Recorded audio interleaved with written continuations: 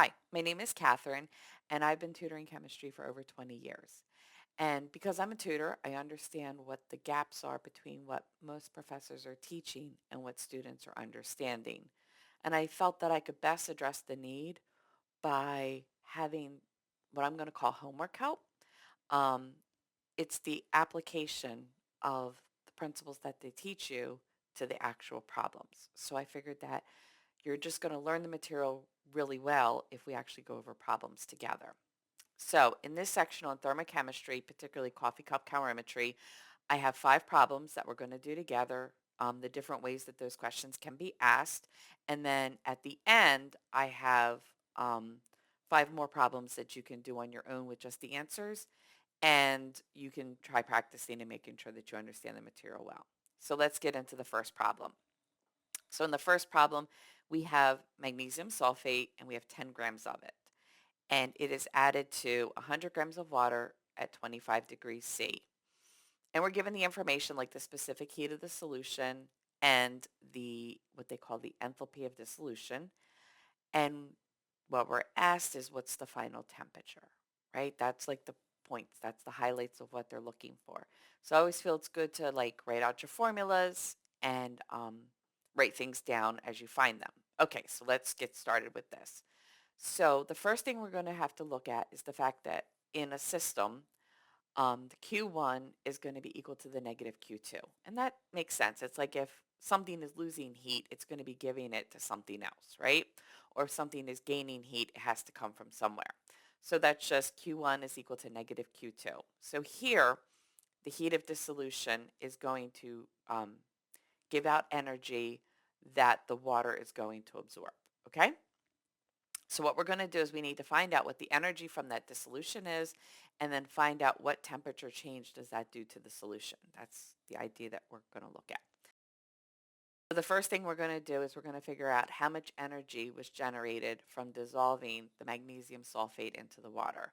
So we're going to take the 10 grams of the magnesium sulfate and we're going to multiply that by its molar mass. The reason why we have to do this is because the heat of dissolution in this case was given to us in moles. So we're going to take it, we're going to multiply it by its molar mass, then we're going to multiply that number by the heat of dissolution, and from there we're going to continue to break it down into joules. And so we're going to come up with about a little over 7,000 joules is given off by this heating process. Okay? Now we're going to take that, we're going to say, well, if that's what the magnesium sulfate is giving out to the universe, then the solution has to take that in. So Q1 is equal to negative Q2. Originally this was a negative value, so now it's going to become positive. Okay, so now what we're going to do is we're going to take the total mass, which is the mass of the water and the mass of the magnesium sulfate, and we're going to add that together to be 110 grams. And we're now going to do is we're going to try to figure out the temperature change. And we know that the formula is Q, which is the heat, is equal to MC delta T. Now, if you're a professor, your book says S, that's okay because S and C are the same symbol. I know that you think they're not, but they are. About 50% of the students use C and 50% of the students use S. So wherever you're at in your formulas, that's fine. So we're looking at that the heat comes from the mass times the specific heat times the change in temperature. And since we're looking for final temperature, we're going to be solving as our change in temperature is X, okay? So here we now know that this value is a positive 7,650 joules. We know that the mass is 110 grams, and we know that the specific heat is 4 joules per grams degrees C. And then we're left with my delta T is this value X. So then we go through, we do the lovely algebra thing, and then we come up with the change in temperature is 17 degrees C, which makes my final temperature 42 degrees C. Okay, let's practice this type again. Let's go to problem number 2. And in problem number 2, we have some ammonium nitrate. We have 5 grams of it, and we are adding that to 50 grams of water, again at 25 degrees C.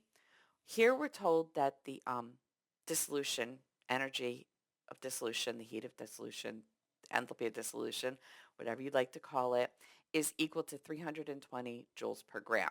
So here it's not in moles, it's in grams, which is good.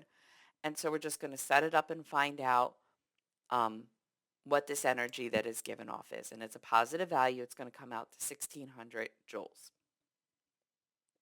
From there, that means that the heat from the solution is going to be a negative 1600 joules. And then we're going to take that by the mass. Again, remember it's Q is equal to mc delta T. The mass is 55 grams. We're going to have that. We're going to have the specific heat of the solution and then the change in temperature. We're going to go through all this math. The change is a negative 7.3 degrees Celsius, and that's going to bring my temperature down to 17.7 degrees Celsius. So that's going to be our answer that we're going to get for that problem. Okay? All right. Okay. So those two problems, we're looking at how the heat of a solution changes when you dissolve something into water, or any other solvent would work. Don't get hung up if it's not water. As long as you have the specific heat of the solution, you should be fine with doing that. Then there's a different type of thermochemistry coffee cup calorimeter problem that we can do. And that would be where you take metal, which won't dissolve into water, and some water, and there are different temperatures, and you want to see what the final temperature is of that. These problems can run a little bit like final temperature. They could ask you what the mass of the piece of metal is. They could ask you for the specific heat of the piece of metal, okay? The problems are going to be run the same way. So the way I like to do these is I like to start with a chart or a table. So looking at this information in problem 3, we have 100 grams of water at 90 degrees C, and we have 40 grams of iron at 25 degrees C. And you do need to know the specific heat of water. They're normally not going to tell you. It is 4.184 joules per gram degrees C. Now they should tell you when you have these problems what the specific heat of the metal is. So in this case, iron was 0.450, and that would be joules grams degrees C. All right, and in this problem, they're asking you for the final temperature. So we're just going to put it into a table, and we're going to again start with that Q1 is equal to negative Q2, and we also have the formula that Q is equal to mc delta T. So we're going to set these equal to each other. We're going to substitute in. We're going to say that M1 C1 delta T1 is equal to negative M2 C2 delta T2. And we're going to spread out that delta T to be a T final and a T initial because they start at different temperatures, but the ending temperature is the same. So we can just use an X for that value. And we're going to go through and do our lovely little algebra, and we're going to come out with the fact that the X is equal to 87.3 degrees C. Now, just checking yourself here. When you're doing these problems, make sure your answer makes sense. So if you have something at 90 and 25, you need the answer to be in the middle. Sometimes you forget to put the negative in, and you can come up with an answer outside the range. That means you did your algebra wrong. It's happened to me, so I'm sure it's happened to many other people too. Okay? Let's go on to number 4. Number 4 is aluminum and water. And here again, we have 100 grams of aluminum and 100 grams of water. And the specific heat of the aluminum is 0.897. And the initial temperature of the aluminum is 100 degrees. The initial temperature of the water is 25 degrees. And again, we're looking for final temperature. Now, what's going to be interesting as we go through this problem set and we're looking at this is because they have the same mass, in this case, you're going to be learning the effect of the specific heat. And what you're going to learn is that the larger the specific heat, that's going to have a greater impact. It's going to pull the temperature of the final product closer to it. So when you're looking at this, we should expect water to be closer in the answer. So let's get this set up again. Q1 is equal to negative Q2. And then again, Q is equal to mc delta T.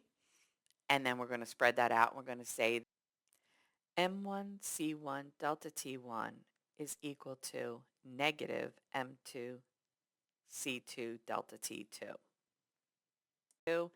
Again, it's the final temperature is X, so delta T would be temperature final minus temperature initial.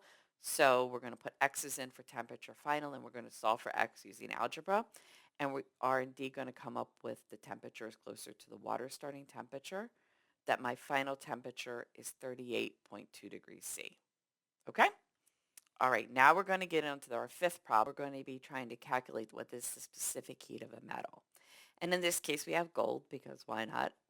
Um, so we have some gold and we have some water, and we have 70 grams of water, 50 grams of gold.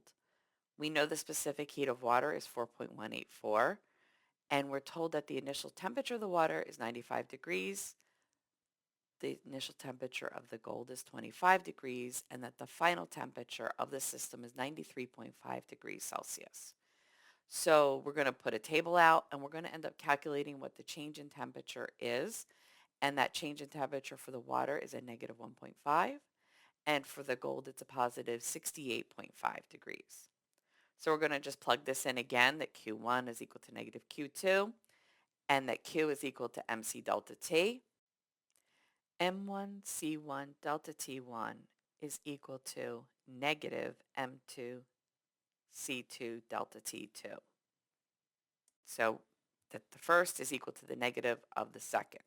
Okay, then we're going to go through and we're going to do our algebra, and what we come up with is that the specific heat of the metal is 0.128 joules per gram Celsius.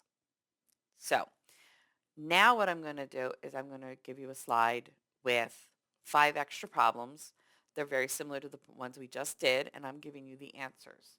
So go through, try to make sure you get those answers, and if you don't, go back and rewatch like how the process was done and see what you can do with them, okay? If you have any questions or comments on this video, please include them down below. It does help. You know, thumbs up, subscribe if you like, and hopefully see you in the next video. If you want to reach out for personal one-on-one tutoring, my email address is tutor@geysershome.com. I'm putting it down there, and you can reach out to me that way. And hopefully I look forward to working with you in the future.